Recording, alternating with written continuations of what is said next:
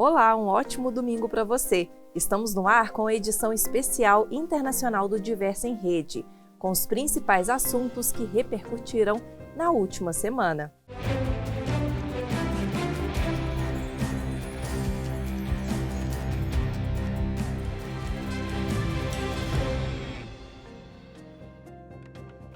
Uma localidade russa na fronteira com a Ucrânia foi alvo no domingo de uma nova incursão de combates pró-Kiev. Moscou prosseguiu ao mesmo tempo com a campanha de ataques aéreos no país atacado. Nova incursão de combatentes pró-Kiev em território russo. O governo de Belgorod, que faz fronteira com a Ucrânia, disse neste domingo que os invasores apresentados como combatentes russos lutando pelo lado ucraniano fizeram prisioneiros e propuseram uma troca. Logo depois, o exército de Moscou afirmou ter repelido a agressão. Municípios fronteiriços de Belgorod foram alvos de ataques sem precedentes nos últimos dias. As autoridades pediram à população que deixe a área. Peço aos moradores em primeiro lugar do distrito de Shebekino, que foi atacado, que ouçam as autoridades e deixem temporariamente suas casas, para salvar o mais importante, suas vidas e a de seus entes queridos.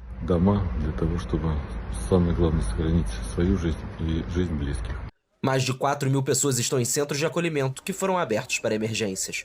Na Ucrânia, forças russas atacaram o centro do país, deixando uma menina de 2 anos morta e 22 pessoas feridas na cidade de Dnipro. Putin б'є по цивільним. Подивіться, де тут знаходяться військові частини, де тут об'єкт. Putin está atacando civis. Onde estão as unidades militares aqui? Onde estão os objetos que poderiam ser considerados um alvo legítimo? Uma casa de 2 andares onde moram mulheres, crianças e idosos é um alvo que deve ser destruído? Quero que todos entendam o que o terrorista Putin está fazendo. Isso é terrorismo contra a população civil. Eles matam civis. Терорист Путін – це терор цивільного населення. Вони вбивають цивільних. O exército russo alegou ter atacado aeródromos militares ucranianos e centros de comando e equipamentos, sem especificar a localização das instalações. Os bombardeios russos à Ucrânia se intensificaram nas últimas semanas, assim como as incursões de forças para Kiev em território russo. O serviço de trens foi retomado na região de Balasore, na Índia, onde um acidente deixou quase 300 mortos. Mais de 380 ainda estão hospitalizados. O serviço de trens e passageiros foi retomado nesta segunda-feira na região do pior acidente ferroviário em 3 décadas na Índia, que teve o balanço de vítimas diminuído pelas autoridades para 275 em vez de 288. Os trens circularam ao lado dos destroços dos vagões envolvidos no acidente da última sexta-feira, que foi provocado por falhas no sistema de sinalização. Dos mais de 1.000 feridos, 382 permanecem hospitalizados, vários em estado grave. O Coromandel Express, que viajava entre Calcutá e Chennai, recebeu luz verde para circular pela via principal, mas foi desviado por uma falha humana para um trilho onde um trem de carga estava estacionado. O trem de passageiros colidiu com a composição de cargas a uma velocidade de 130 km por hora. 3 vagões tombaram no trilho anexo e atingiram a parte final de um trem expresso de passageiros que seguia de Bangalore para Calcutá. O primeiro-ministro Narendra Modi visitou o local da tragédia e passageiros hospitalizados. Este é o pior acidente ferroviário na Índia desde 1995, quando uma colisão entre 2 expressos perto de Agra, cidade onde fica o Taj Mahal, provocou mais de 300 mortes. O acidente mais letal da história do país aconteceu em 1981, no estado de Bihar, quando 7 vagões de um trem caíram de uma ponte no rio Bagmati, que provocou entre 800 e 1.000 mortes. Recentemente, a Índia se tornou o país mais populoso do mundo, segundo a ONU. O país enfrenta diversos problemas sociais e estruturais que aumentam com o tamanho da população. Nosso analista em política internacional e professor da Faculdade Arnaldo, Vladimir Feijó, explicou melhor sobre essa situação. Vamos ver.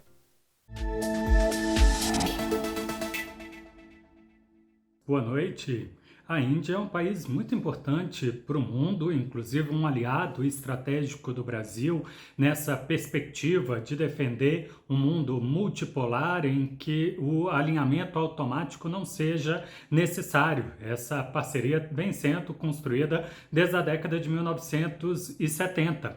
E mais recente, nesse século XXI, a Índia tem aparecido aí como uma potencial superpotência, né? Aquele país com capacidade de influenciar todo o sistema internacional. Não só porque, sim, agora já é o país com a maior população do mundo, está dentro dos maiores territórios e tendo uma economia crescendo praticamente a 2 dígitos ano após ano, tem toda a possibilidade de reduzir bastante o seu status de subdesenvolvimento se continuar crescendo em setores econômicos de alta tecnologia. E a Índia tem um programa aeroespacial, um programa militar que rivaliza em certa medida com as grandes potências do mundo.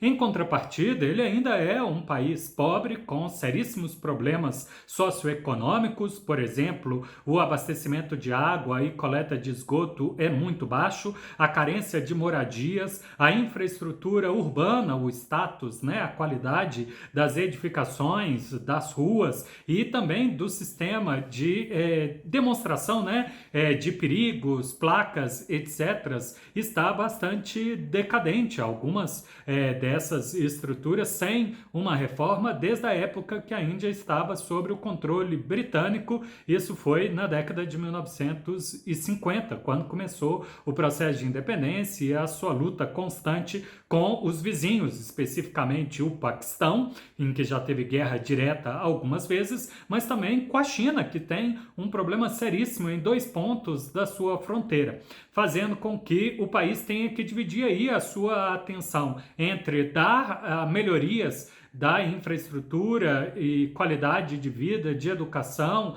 e saúde para a população e ter que lidar com um investimento constante em forças armadas, exatamente por causa dos perigos territoriais que os vizinhos expõem. E mais recentemente, a Índia tem se apresentado aí como uma potência aliada ao Ocidente contra a expansão marítima chinesa e não só as disputas territoriais que tem no norte do país, ali na região do Himalaia. Bem, o fato é que essa necessidade de investimento militar fez com que o país tivesse que discutir como fazer essa atualização da infraestrutura. O primeiro-ministro Modi tem conseguido certa eleição com folga porque atendeu ao que boa parte da população clamava bastante. Tem muitas imagens e vídeos históricos até a década de 90 da população indiana circulando pelo país em trens, inclusive do lado de fora dessas locomotivas e os vagões de trem. Isso foi atualizado, são raríssimas cenas nesse sentido, portanto, aliviou a questão de superlotação dos trens, fez também investimento na melhoria de segurança e sinalizações, mas o país não está isento a riscos humanos, né, a falhas humanas. É o que aconteceu, ou parece que aconteceu, nesse duríssimo acidente que aconteceu no final de semana. Foi encaminhado por uma linha secundária onde estava estacionado um outro trem e aí acabou tendo esse descarrilamento depois da batida. O fato é que a Índia sabe que ainda tem muitos problemas, que a rede, apesar de estar eletrificada, ainda não é de alta velocidade e precisa incorporar mais e mais mecanismos de segurança se quer ter um sistema de transporte de pessoas de carga de altíssimo nível que dê a ele, país, né, competitividade em escala mundial, ao mesmo tempo tentando lidar, como eu chamei a atenção, com outros problemas socioeconômicos. Vou pontuar aqui 2 especificamente que parece preocupar o governo, que é a alta taxa de mortalidade. Apesar do crescimento acelerado da população, muitos indianos morrem, jovens morrem inclusive como bebês e na primeira infância, o que acaba sendo um prejuízo imenso, né, para toda a sociedade, além da dor para as famílias. E o segundo, o analfabetismo. Apesar deles terem sim conseguido algumas indústrias e tecnologias consideradas de ponta, o cidadão médio indiano ainda está abaixo do acesso à educação da população global, colocando então esse como um dos grandes desafios ainda a serem resolvidos, além das questões econômicas diretas, como eu disse, da infraestrutura. O centroavante sueco Ibrahimovic anunciou a aposentadoria dos gramados. O atacante, aos 41 anos, deixou o futuro no futebol em aberto. Zlatan Ibrahimovic vai pendurar as chuteiras. O centroavante sueco anunciou a aposentadoria do futebol após a última partida do Milan na temporada da Série A. O atacante se despediu dos torcedores do gramado do San Siro depois da vitória dos rossoneiros por 3-1 contra o Hellas Verona. Questa cosa ho tenuto dentro di me, che lascerò calcio, non ho detto a nessuno. Mantive para mim mesmo essa informação de deixar o futebol. Não contei a ninguém. Quando falei com o clube, apenas disse: vamos fazer algo como se fosse um momento especial no nosso último jogo. Mas na realidade, eles não sabiam sobre a minha decisão sobre o futuro. Ma in realtà non sapevano la mia decisione di futuro. Da quando mi sono svegliato. Estava chovendo quando acordei e disse: Deus está triste também. O Milan, clube para o qual retornou no final de 2019 e ajudou na retomada ao topo do campeonato italiano, havia anunciado uma cerimônia de agradecimento a Ibra. Porém, de acordo com o centroavante sueco, a aposentadoria dos gramados não significa um adeus ao futebol. Pensare bene, se lascio calcio non penso. Se vou parar com o futebol, acho que não. No gramado, com certeza, mas no geral, acho que não. Mas se você quiser mergulhar em alguma coisa, precisa começar do início e evoluir. Não significa que por eu ter sido um jogador de futebol, eu posso ser um treinador e já estar no topo. Devido ao quadro recorrente de lesões, Zlatan praticamente não pôde jogar nesta temporada. Regressou ao campo em fevereiro após uma cirurgia no joelho esquerdo em meados de 2022. No final de março, ainda tinha esperanças de poder jogar a Euro 2024 na Alemanha, mas sofreu uma nova lesão, desta vez na panturrilha, durante um aquecimento antes de uma partida em abril e terminou a temporada no banco.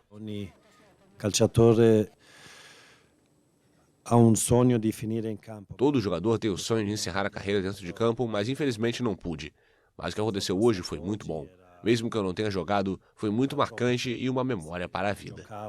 Era troppo forte, é ricordo per tutta la vita. A carreira vitoriosa de Zlatan Ibrahimovic inclui títulos em 4 ligas. 2 na Holanda com o Ajax, 5 na Itália, 3 com o Inter e 2 com o Milan.